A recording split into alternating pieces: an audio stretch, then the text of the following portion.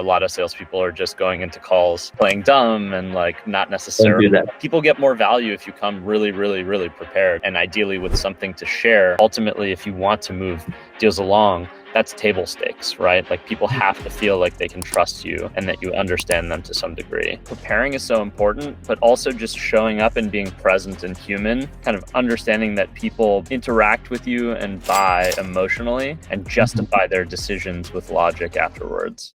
Hi, everyone. Ben Aguian here at Attention, and we have Jean-Pierre from Zelig. Thanks for joining us today. We're going to be talking about how to immediately convert your leads during the first sales call, or at least go deep on discovery so that you can really drive impact, understand your customers, and understand if there's a fit between your customers and what you're selling. So I'll just introduce myself real quick. Ben Aguian at Attention, as I mentioned. I was previously at Google, which bought a startup that I joined early on called Neverware. Before that, I was at a 3D printing company called MakerBot. I've been in sales in New York City for over 10 years. So excited to speak with you all today and to be here with Jean-Pierre. Yeah, awesome. Well, Ben, thanks for the intro. Really excited for today and this conversation. Really looking forward to add as much value as possible to all of you guys listening or watching us today. Related to me, well, I'm Jean-Pierre. I'm the international account executive for Zelig. Been in sales for a little bit under 10 years with different US-based companies. Now with Zelig, been with the Y Combinator company and for a couple years. And well, now working with Zelig, expanding the US market. So yeah, the idea is to share as much value with you guys as possible. To kick things off, I'd love to understand, like, from your perspective, like all these different companies that you sold for a sales leader that's looking to improve their team's conversion rates in the initial calls when they're engaging with a new prospect. What advice would you give to them? That's a very interesting question, Ben. I would probably say three things are very important at this stage. And it all starts with the prep. It all starts with the vision that the sales leader has and really understanding who you're trying to reach out to, because you can have a great product, but as you probably know, and everybody hearing here, is there's great things, but maybe they're not fit to what you need. You need to understand your persona, your ICP, what's the person you need to be contacting for to really maximize your chances to, of course, be able to convert. So clear understanding would be the first part I would mention. Second thing I feel is really important for any sales leader to help his team really have the best results possible is to have a clear view and, again, understanding of the actual funnel and the metrics from when you start your prospecting process or lead generation part until you actually book a meeting, really understanding how it works, what's working or not, the timing of it, all the metrics to really know if it's a lead that you still need to be focusing on and going after, or if maybe it can be disqualified and you don't want to waste more time here and going to another account, etc. And finally, it's going to be about prepping that meeting. Once you have those meetings set up, is having a great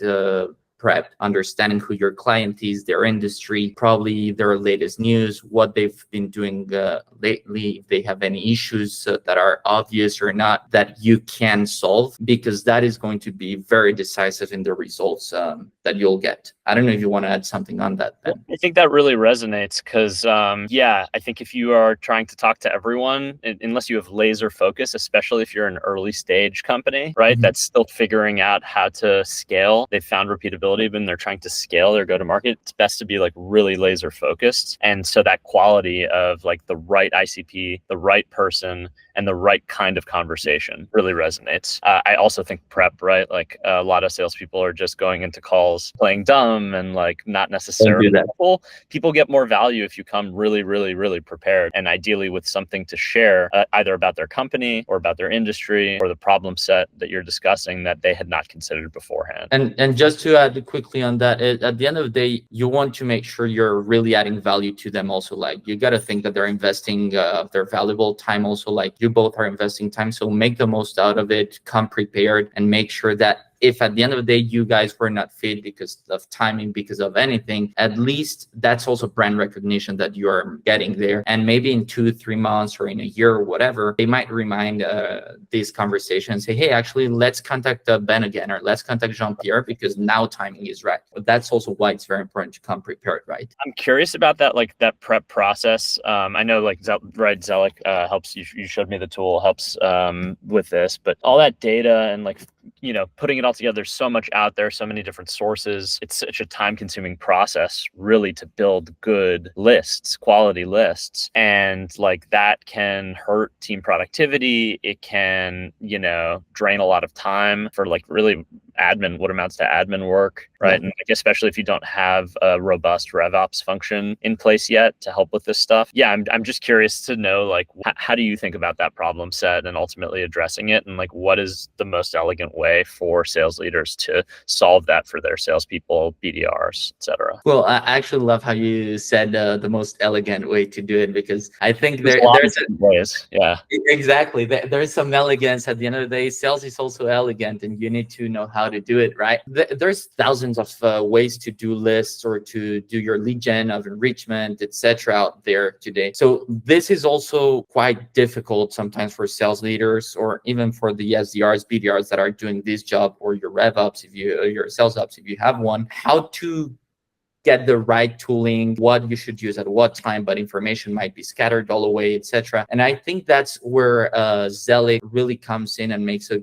big difference in revenue teams, at least, is that we are centralizing all of the best features out there in the market in one single solution. With Zelic, you'll have like way to source your leads directly with an internal database, but also you'll have your LinkedIn extension, because we can't lie to each other. Today, LinkedIn is like the go-to place where you are going to find your leads or leads, etc. Right? Those are like the two combinations. A waterfall system for enrichment then is the go-to also today. I think it's outdated to have 1, 2, 3 different databases that you pay for as a company. It's just not cost efficient. And the idea of having a waterfall with over 10 different providers can make a big difference in terms of productivity also for your team, because you want your sales team to spend their time getting lists, but that if they get lists, they have the contact information, that they have all the information needed to do the outreach later on and be able to book meetings, right? That way is very important, or that's how Zelic can simplify it. And at the end, talking about prepping, there's a very nice feature, and I think we discussed this before, Ben, and you also told me you really like that, was the personality analysis. So basically, we're going to be able to analyze who you're going to be speaking with, let you know, like, these are the do's, these are the don'ts, these are drainers, these are energizers. There's so many noise out there today that if you are able to cut through that noise, you're going to be very effective, and you're going to be able to, well, get more meetings booked. And when you get the meetings booked, you'll have more information in order to probably close your deal. I think a lot of people don't talk about this, but like, what's the best way to measure the quality of your meetings booked, right? Because a lot of teams that are doing outbound, right, they're cold calling, they're doing email sequences, they're doing highly personalized email, all different sorts things. They book meetings, and usually the company is, or sales manager or someone is just like counting, right? Like, okay, we want you to have this many meetings, and we see statistically that yields this many opportunities and this much revenue. But how do you think about like the quality of meetings? My own experience is that if I have a quality list of contacts with good information, I'm going to end up with better meetings. Yeah, and then the rest comes down to me. How well can I do actually at piquing someone's interest, speaking to their pains, etc. That's essential. I think quality is key here. Nowadays, I think quantity, I mean, in very specific scenarios, I would say, yeah, let's use quantity. But there's a point in time where you need to focus on quality, making sure that you're talking with the right person at the right moment. And this will affect literally your productivity or your team's productivity, because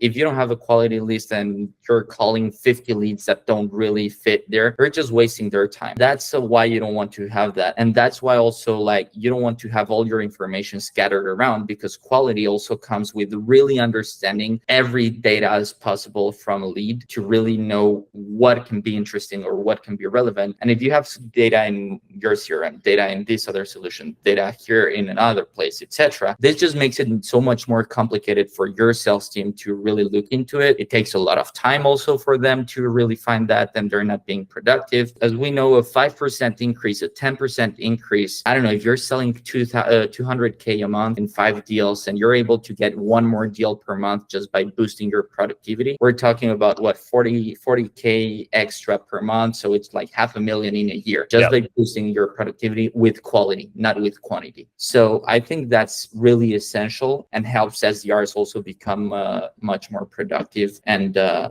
gives the results you're looking for. How do you think about, for like, different sizes of sales teams, how that ultimately impacts and can fit in from a productivity prioritization standpoint? Like for a huge team where you may have someone with just a few accounts that they're targeting, as opposed to a small team where they are boiling the whole ocean, right? They're going after literally the whole country or world, right? Or they're just getting started. How do you see that changing, right? And ultimately like tool sets at the top of the funnel adapting for those different needs? Well, that's a pretty interesting question, Ben, because of course, every company will have its different needs, and depending on how you're structured, if you have a sales ops that's helping you generate the leads, if you have marketing that's sending you inbound leads or not, these will definitely vary on how you can be more productive or what you should focus on, because somebody's already doing one part. If you're managing the full cycle, or if you're really just focusing on outreaching and that's it, no research,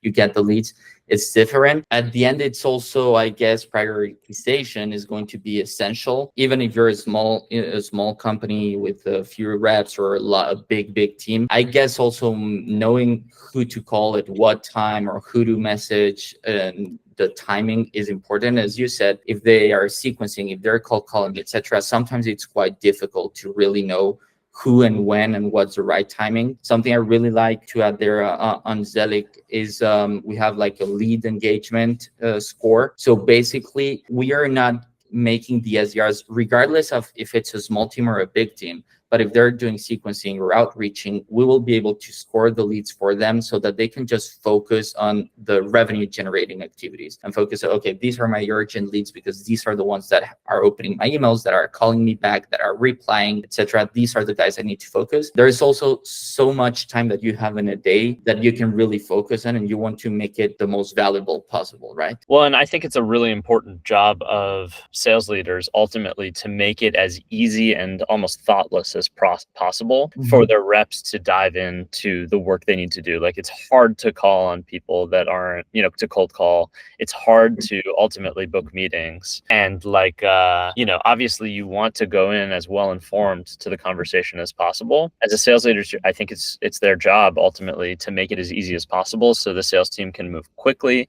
Each individual rep knows what they need to do each day. They can go and focus on executing and not spending so much time and energy thinking about and like building their own methods. I am curious, like, right, we were talking about the first few minutes of a call and like, right, how do you make that as effective as possible? How do you think, like all of Zelic's abilities, the scoring, etc., what else also can add to help building rapport and trust in the early stages of talking with someone? There's multiple things, but I wanted to highlight something that you said just before, and I'll answer your question with that, is that it's the sales leader's responsibility to make it as simple as possible for the sales team, right? And if you're able to do that, if you're able to have all the metrics to really understand the whole process, the whole funnel, have everything as simple as possible for them, you're also going to be able to actually make your sales team's life easier in order to better prep, because the prep time, I guess it's more like on the sales itself, right? On the salesperson to really go out and start to find and dig into more information to really prepare for that meeting.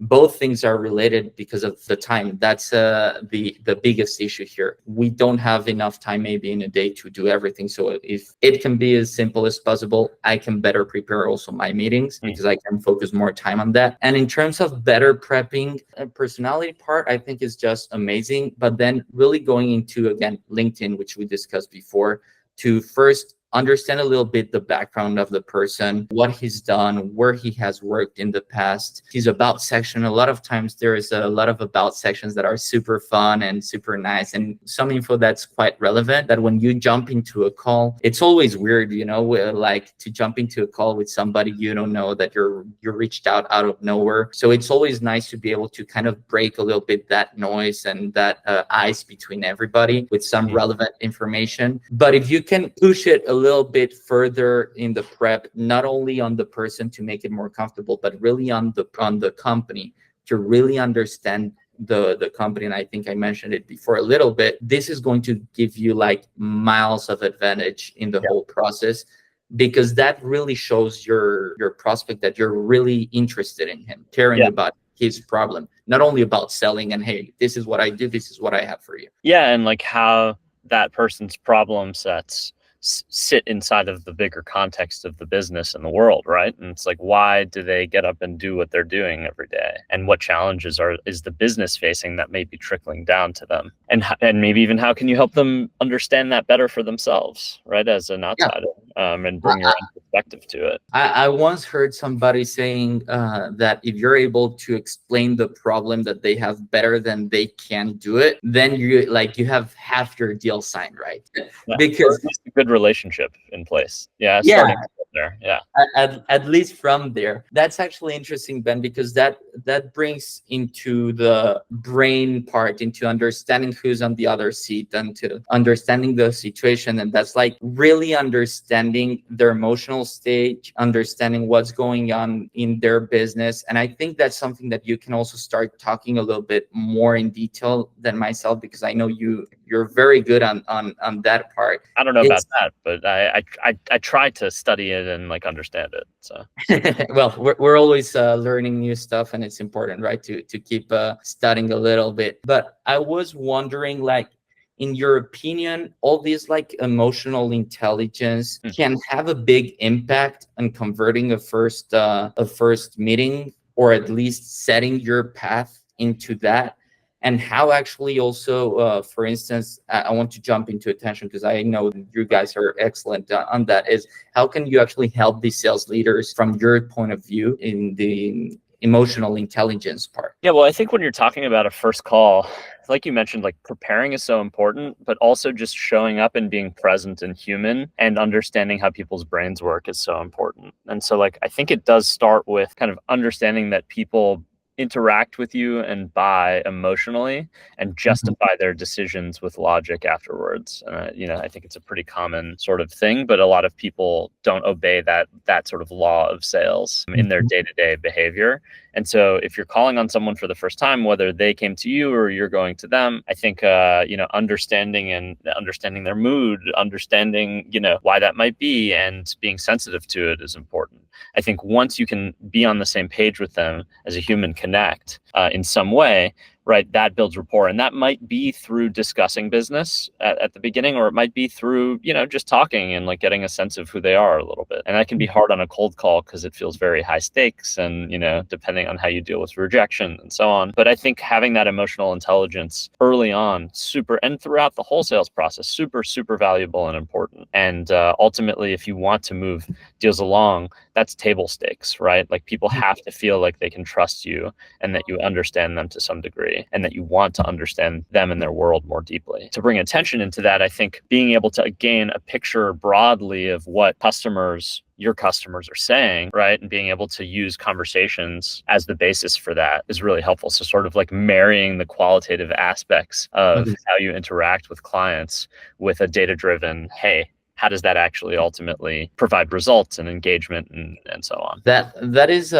quite interesting for me. Well, first of all, I think the biggest truth you said right there is emotions come first than just like the logic part, right? So we can't neglect that part in a conversation, and it's really important to be able to establish that relationship. And now with all the technology that's moving forward and all the AI parts, if you can have like this live help, I think it's just amazing to really be able to connect and better understand, because at the end of the day, it's that I think people buy from people that they care about, that they really trust in, and you need to get that trust. So that's really important. I like to think too about how, like, I like working with people who have good energy and they want, like, right, like yourself, like it's you want to spend time with people who you could be friends with and like who you enjoy, right? And like that's how we all want to spend time in our lives. And so like being able to bond ultimately, I think, is table stakes, makes people happier, and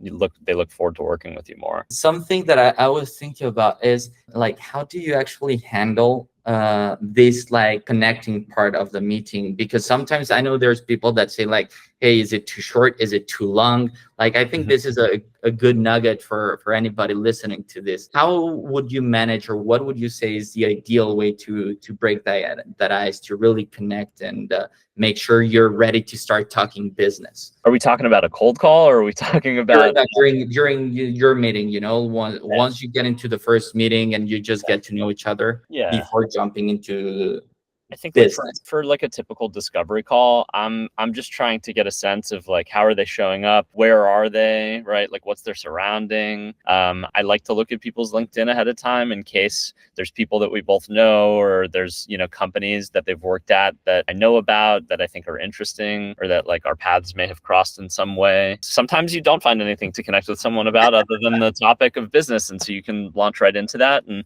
people are also time constrained, right? So like part of it is just sensing like, okay, when they first get there, are they like, a serious, let's get down to business. Like, what are we doing today? That brings me like to the part of AI again, because we're talking like really understanding where the person is, if it makes sense to push a little bit that ice breaking part, or if you want to jump straight into business. But there's also like a big thing I feel that impacts the results of a meeting, and is that we all know that when they come to these meetings, your prospects come, they will have objections, they will have questions, and you need to learn how to handle those properly. That will also set apart between a good meeting that can really end up being a closed deal or not. So I'm just curious, like, how do you handle that? And if I'm not mistaken, how would attention help you on that side? So actually, let me just take half a step back so people can understand what powers attention, and then I'll answer your question about like when you're having your first meeting, how do you actually leverage that right into something actionable that makes a difference for the results of your call and for your client's experience. So like what attention does is, across all of your salespeople, it records their calls and then it extracts custom data to populate automatically into your CRM, right? And so like that saves salespeople time, it gets clean, good data into the CRM, but then it also enables anyone to go in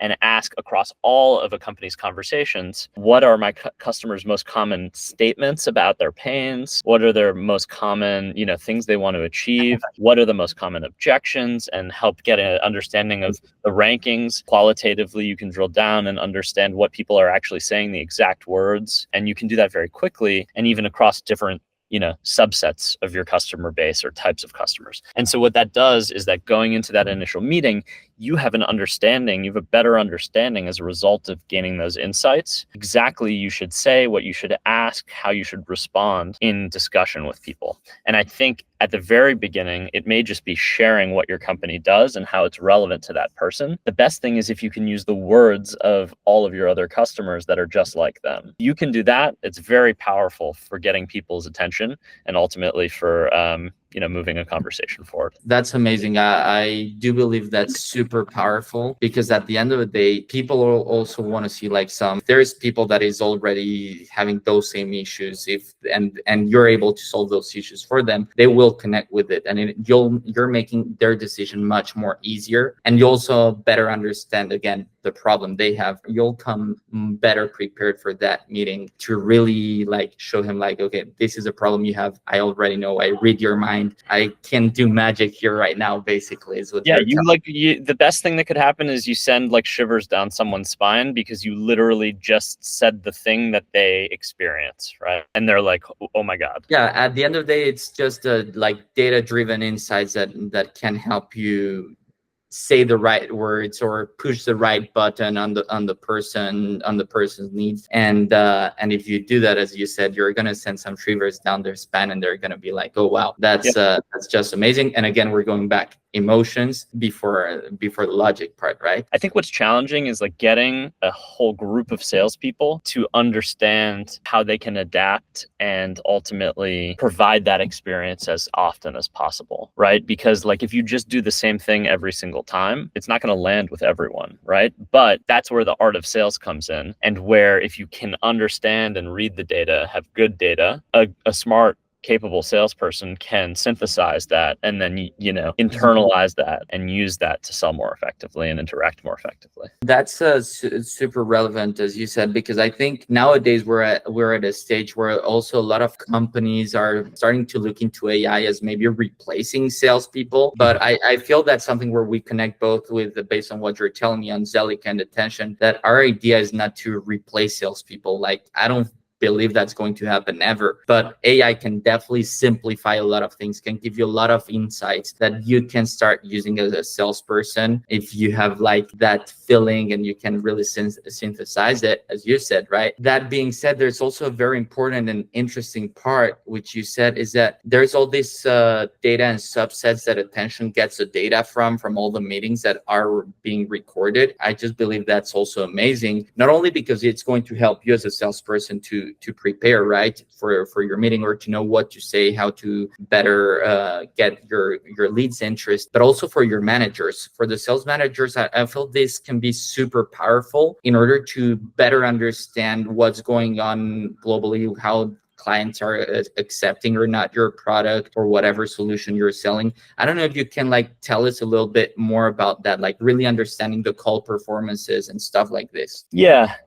So we have the ability to track performance relative to whatever a given company's custom sales process is. So like, lots of companies use MEDDPICC, or they use, a given sales methodology, BANT, SPICED. Those are really qualification methodologies, but you can have however in-depth and custom of a process you want. And ultimately you want to understand how the conversation that your rep is having and how their series of conversations with a given client map to that sales process. Are they following it? Doesn't necessarily need to be in order, but you do want to make sure that it is complete and that it has a high quality, right? And that they're getting and giving the information ultimately that leads to good outcomes. And so, being able to take that and then automatically map that to the sales process and the best practices that the company's leadership in sales ultimately dictate, I think that is a really powerful part of Attention, and being able to figure out where there's the most leverage from a coaching standpoint, either for an individual rep, if it's their manager that's coaching them, or for a VP of sales or a CRO, if they are providing guidance as to how to address the weakest points across their team.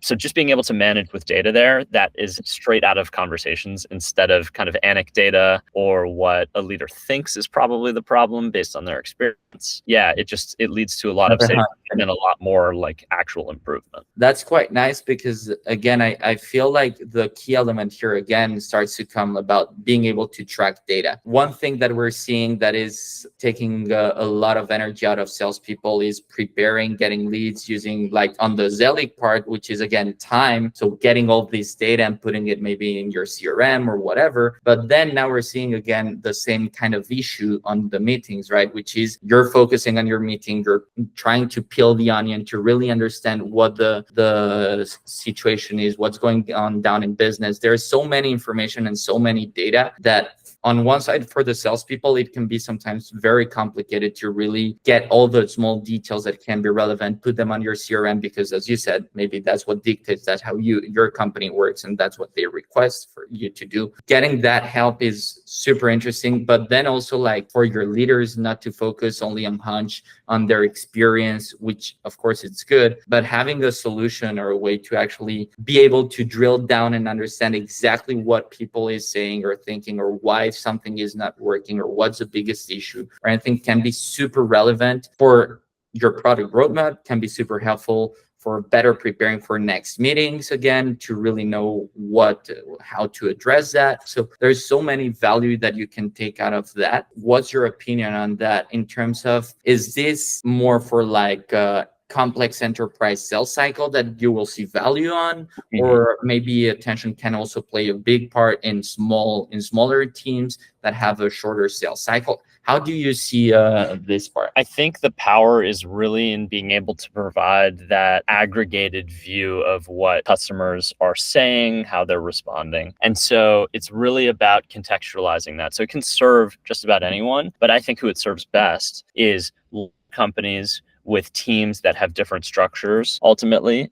So like, let's say a majors accounts, enterprise accounts, mid-market accounts that they're going after, who all have slightly different personas and needs and talk tracks, right? And ultimately they want to map how each of those teams are performing against the process that they've defined as being the best thing they know today. If you want to be able to level up reps within a given segment, let's just say within the mid-market segment, your worst rep to your best rep, you want to be able to pair the two of them together and ultimately give them the specific things that the better rep is doing that the worst rep is not, so that they can focus on that. And there's essentially a sharing of, hey, where are the strengths and weaknesses and how do we shore them up? How do we ask those questions differently or get over hesitancies? And the manager can step in, obviously, to facilitate that as well. But then it's also like, what's the change in process from a mid-market to enterprise? And we've promoted someone from our mid-market team to our enterprise team. Now we need to sort of rewire how they're doing things, right? Yeah. Like, it's a whole new sales process. It's a different sales cycle, different steps and stakeholders. We need a way to measure how they're doing against it. And we need a plan for actually, like, on an ongoing basis, figuring out where there's gaps and weaknesses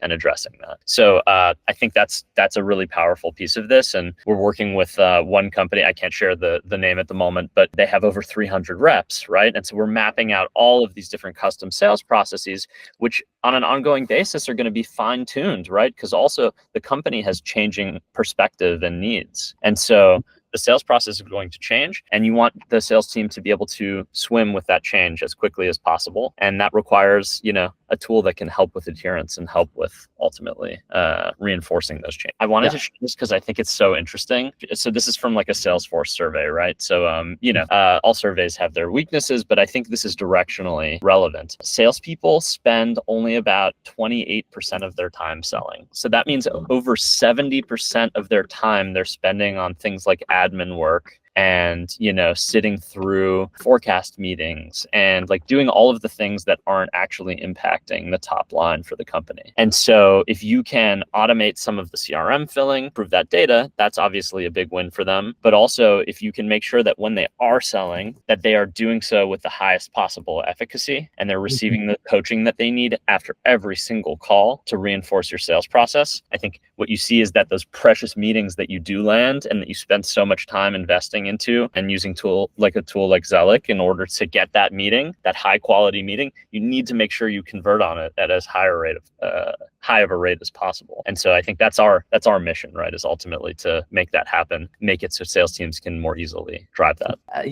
What's funny is that I feel that we connect so much because that metric that you mentioned about the Salesforce, the 27% part, it's a metric we also have on our side that we discuss with our clients from time to time when we're discussing about productivity. At the end of the day, it's that like on our part on Zellic, on that top of the funnel, we want to make sure that they can be as productive as possible and not spending that all their like 70% or so time on non-productive tasks, because that's going to make a big impact in your business. So at the end of the day, for Zellic, is that to get better quality, better leads in an easier way, and it was one single workspace so that you don't have to be wasting your time. And then when we're talking about attention, I feel it's also like, okay, now you have this quality, now you got to make the best out of this, right? And this, you have all these insights now of the past experiences, and you will have like the feeling and the ideas that or attention can tell you like, hey, you're talking too much or whatever. So there's so much things that you can get,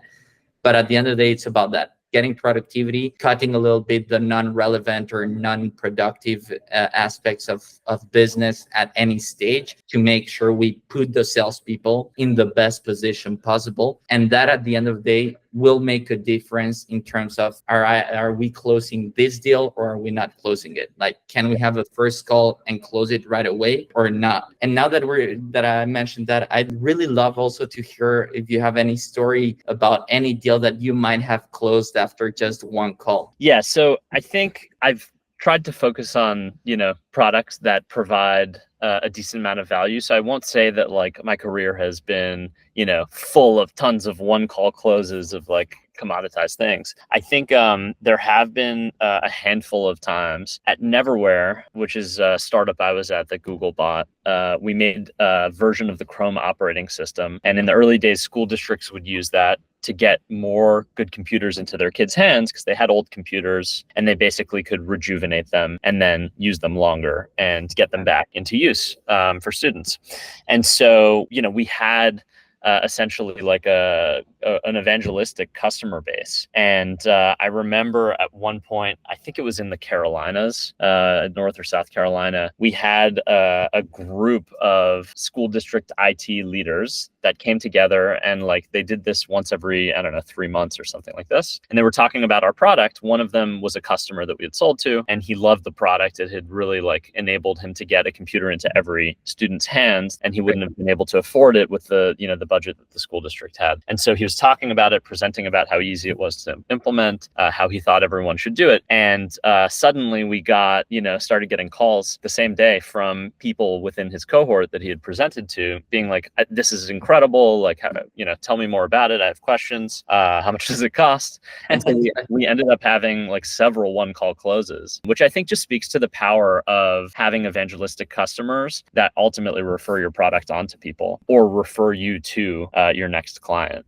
I really think, that kind of network effect, people just won't do that unless it's something that moves the needle for them and that is really like a great product that meets their need. So I'd love to hear, also from your experience and like, one call close, or it could be just like an interesting early call that you felt like was unusually productive. Awesome. No, I love that story because that really shows the value of like word of mouth, of like referrals, for sure that can make a difference in whether you can close or not a deal. And just before I go into my story, I'm going back to something we discussed at the beginning of coming very prepped to the meeting. This is also why it's important. Maybe even if they didn't buy from you at that time, but if you attended the meeting with them very well prepared and gave a very good presentation, connected well, etc., maybe you could still get that referral from him. Maybe for him the timing wasn't right, but if he goes into his inner circle or to another meeting and he starts talking and say, hey, the other day I met Ben and we had this discussion, super interesting, blah blah, and he can just give you that word of mouth referral just because you did a great job on coming prepared to a meeting. Well, what's quite interesting also, my sales coach and mentor, Rick Roberge, actually taught me this, is that the moment at which someone's most likely to refer you to a client is just before they're about to buy the product. And ideally, they continue on afterwards. But the reality is that people get really emotionally activated when they understand that something can solve their problem and that they like won't have to deal with the pains associated with that problem, right? Or like we'll be able to achieve this great new thing that is not the status quo. And so getting that referral actually, when you have someone who is sold but may not have yet bought, is extremely powerful. Actually, I've had sometimes some referrals from people who they were sold, they didn't end up getting the chance to buy it for whatever reason, but they ended up telling a whole bunch of other people about it. Yeah, I think there's something to that is worth keeping in mind, particularly for, more junior reps who may just be super focused on just closing that deal. But in reality, it's, doing sales is all about people and the network that you're building and building that kind of snowball. Agreed. I agree. And that I'm laughing a little bit, is because that makes me think about, I like using like stories or scenarios that happen, maybe not with business, but that show how the human brain works. And I'm thinking at some point that I bought a Garmin watch, right? Because I was super excited to go back to doing exercise and going to the gym and wanted to do marathon, etc. So I was like, no, I need to get well prepared. But my Garmin, I remember when I had it and I was just about to start, I spoke to a lot of friends and stuff and told them like, hey man, this watch is amazing. And now I'm going to start doing this and it's going to measure this. and my heart rate and this and that, like selling Garmin all over the place. Just after like 2-3 weeks of actually going to the gym and stuff, I stopped. I realized that the Garmin was actually too much of a watch for what I needed, and it was like, I ended up selling the watch. Basically, I decided I was not really using it as I should, but that made me think a little bit about that point before you actually start getting the results you want is when you're the most excited, or what you're imagining you're going to get is what makes you really talk or refer about something. Totally. I think a counter to the lesson is also that we don't want to sell Garmin watches in that case, right? Or at least we want to sell them to whoever's going to use them as as long as possible. That's another point. I agree with you. People buy a lot of stuff that they don't need. So I do think finding the things that really will move the needle and that people are committed to. Like, I was on a call the other day with someone and I asked them, like, are you really in this? Because this is going to be a big project and I need to know before we both embark on it that you really want to get this done. Right? Like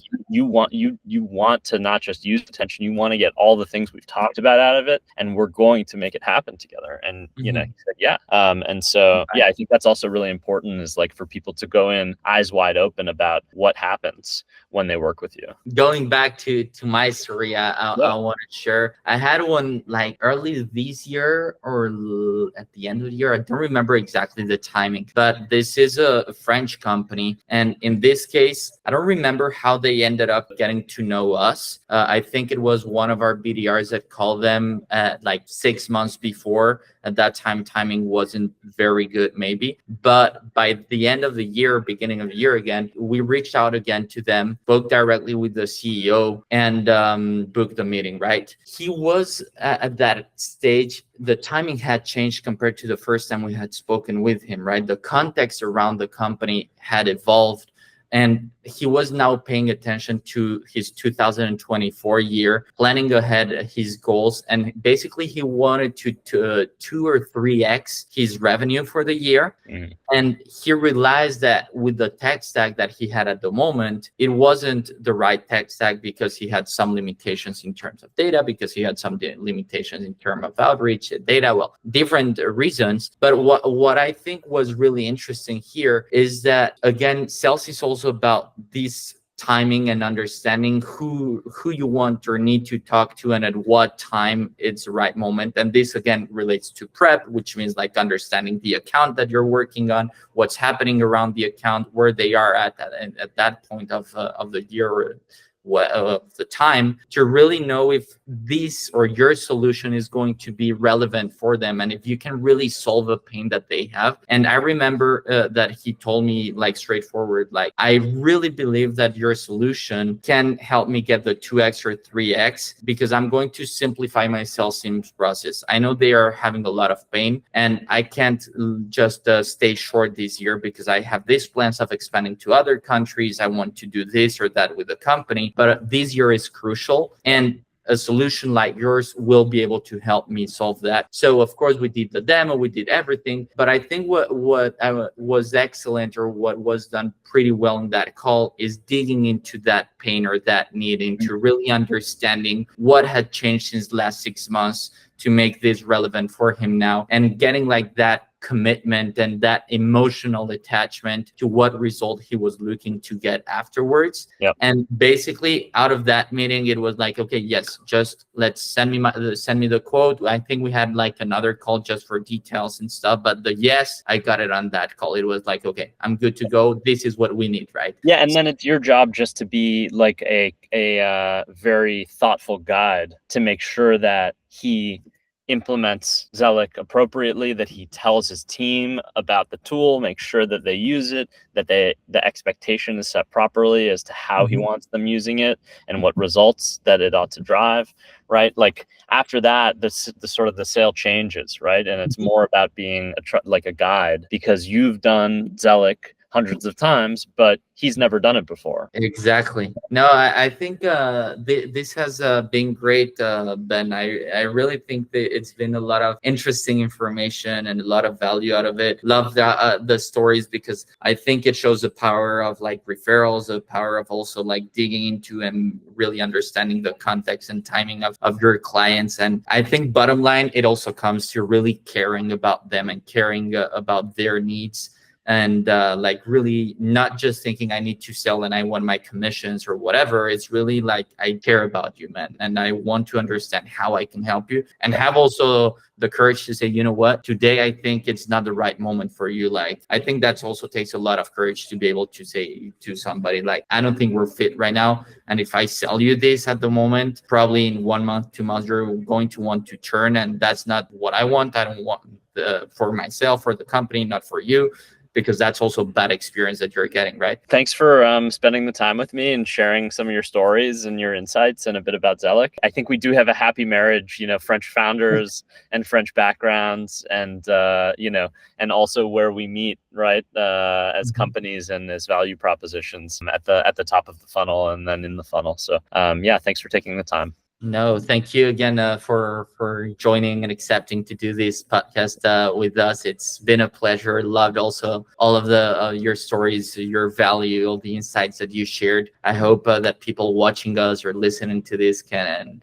found this also quite insightful and helpful for their day-to-day, or also for sales leaders, of course, to understand a little bit more the value of this. And well, don't hesitate to reach out to Ben or to myself if you're also interested in learning a little bit more about us, or just if you want to connect, at least on my side, I'll be happy to have a new connection, to chat, and to add value or get value from you guys. Thank you. Same. Thank you. Have a good one. Bye-bye.